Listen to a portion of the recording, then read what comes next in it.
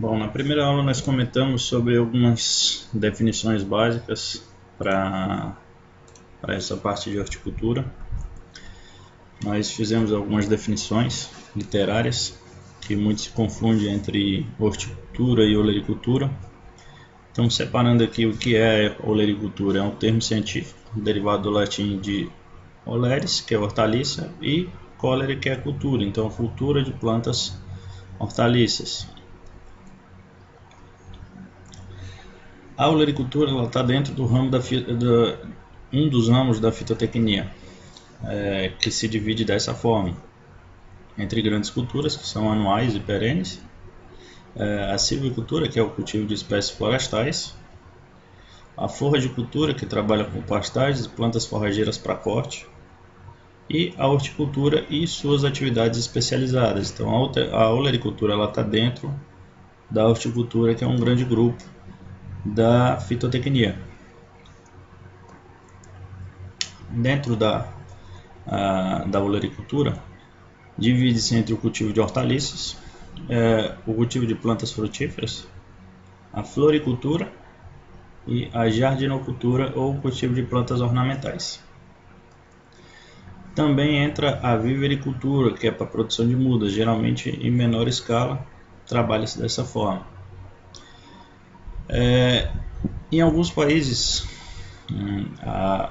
algumas espécies frutíferas são estudadas dentro da fruticultura.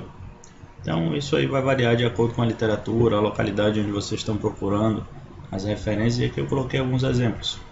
Então melão, melancia e morango hoje no país, inclusive em alguns países, inclusive o Brasil, está sendo estudado dentro do ramo da fruticultura. Em outros países ele é estudado dentro da horticultura.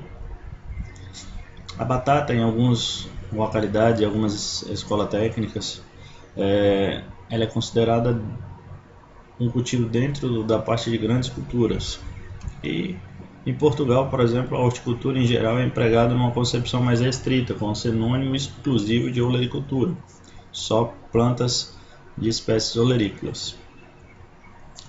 E o que é, por definição literária, a horticultura? Ela é um ramo dentro da agricultura que se dedica à produção e aproveitamento dos frutos, legumes, árvores, arbustos e flores, incluindo também jardinagem e arranjos florais. Então, a horticultura hoje é uma ciência, e algumas universidades elas oferecem o curso de horticultura como sendo um curso de graduação superior ou de especialização dentro das áreas de formação. Quais são as principais características da exploração de hortaliças? É o uso intensivo do solo, a utilização de insumos modernos, a grande quantidade de tratos culturais que é exigido dentro do cultivo, a utilização de mão de obra qualificada e em grande escala, a possibilidade de alta renda bruta e líquida por unidade diária, tendo em vista que os cultivos são bastante adensados, têm um ciclo curto e têm um giro muito rápido.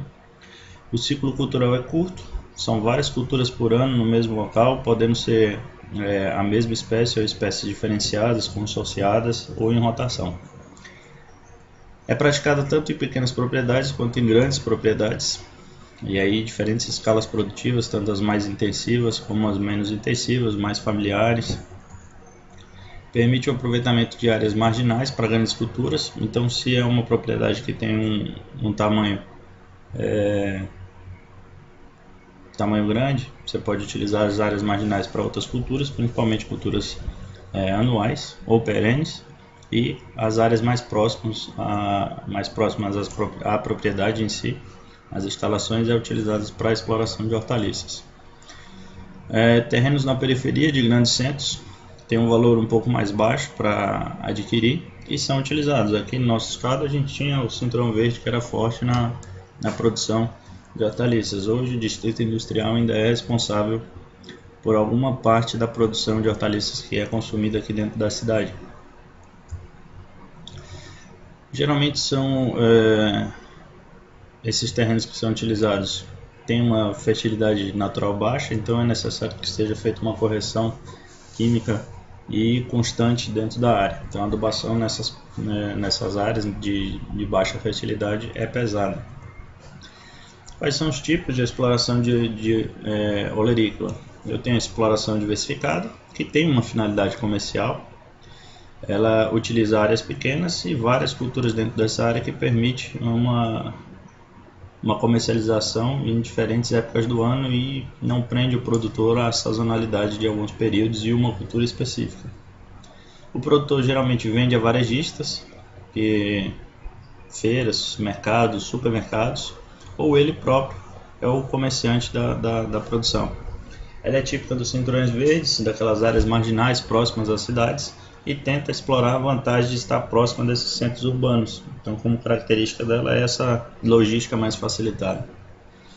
Com o tempo, ela tende a entrar em competição com empreendimentos imobiliários. Então, essas áreas que são mais próximas e têm um tamanho um pouco maior, com o tempo ela vai, se o produtor não tiver uma boa gestão da atividade e uma boa atratividade, ele tende a migrar para áreas mais longínquas e comercializar esse terreno, essa área dele, para empreendimentos imobiliários. Temos a exploração especializada, que tem a finalidade estritamente comercial, é o menor número de hortaliças e a tecnologia de produção mais avançada, maior uso de máquinas e insumos modernos. Aqui geralmente você não tem uma diversificação tão grande de produtos. As áreas em geral são maiores, a comercialização em geral é via atacadistas, frequentemente feita longe do local de produção, e o empresário é mais predisposto a assimilar novas tecnologias, tendo em vista que a finalidade dele é estritamente comercial e a tecnologia que ele usa é mais avançada. Temos a exploração com finalidade industrial, que ela também tem uma finalidade estritamente comercial. Ela serve para abastecer agroindústrias. As culturas são em grandes áreas, plantadas em geral de maneira mais extensiva, e aí vocês têm como exemplo a produção de tomate para finalidade industrial, a produção de extrato de tomate, polpas, ketchup. Os custos de produção por área em geral são menores, porque é produzido uma espécie só, tem um nível de tecnificação um pouco maior. Temos a finalidade produtiva como horta doméstica, educativa e recreativa. Ela não tem uma finalidade comercial, ela visa estritamente a subsistência daquela família produtora, tem como característica a suplementação alimentar ou tem uma finalidade educativa, também produzida em escolas, creches, centros de tratamentos para dependentes. Essa horta localiza-se próxima às habitações. É bastante intensivo o uso de mão de obra, porque não tem mecanização, é em menor escala, e ela prima pela utilização de compostos orgânicos ou oriundos da agroecologia. Então não se usa agrotóxico nessas áreas por ela ter caráter educativo. Temos a produção para vivericultura, que é para a produção de mudas de certas espécies olerícolas, aí destacando-se o tomate, o alface e o pimentão. Então é uma estufa onde o produtor fica responsável pela produção e fornecimento dessas mudas que vão para as áreas produtivas e comercializam a produção já desenvolvida. Tem a produção de sementes botânicas, que também é para abastecer esse mercado, e a produção de estruturas vegetativas, né? Produção de espécies oleráceas de propagação assexuada, como por exemplo a batata, então produz-se os tubérculos para comercialização.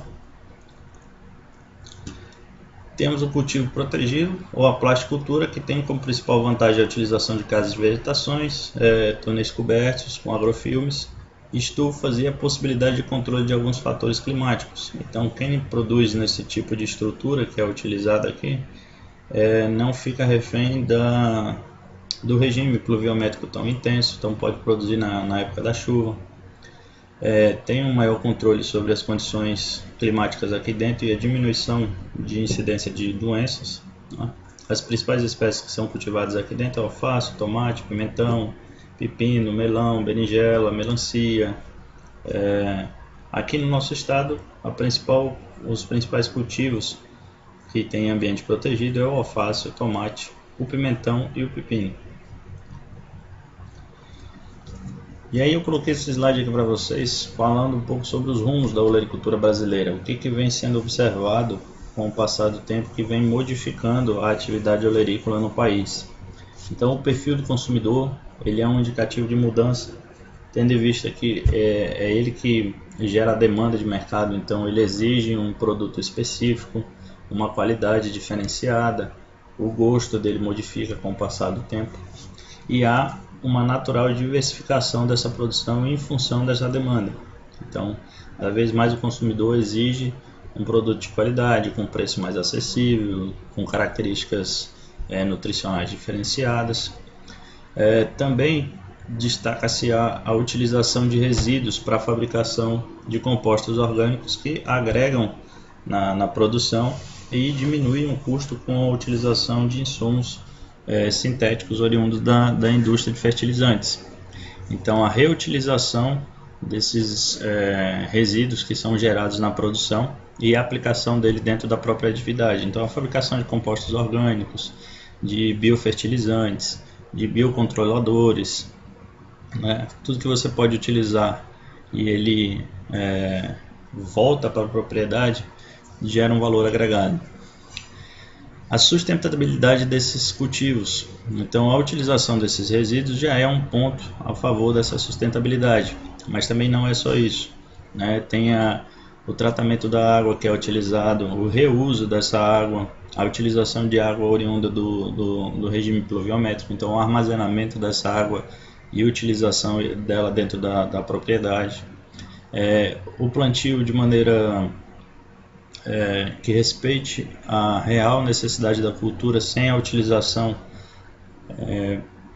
de grandes quantidades de insumos sintéticos que podem ocasionar problemas no solo, problemas nos lençóis freáticos, em sistemas de produção que podem estar perto dessas áreas, a utilização de compostos pesados que podem gerar resíduos no produto que é comercializado e pode afetar a saúde de quem está consumindo esses produtos.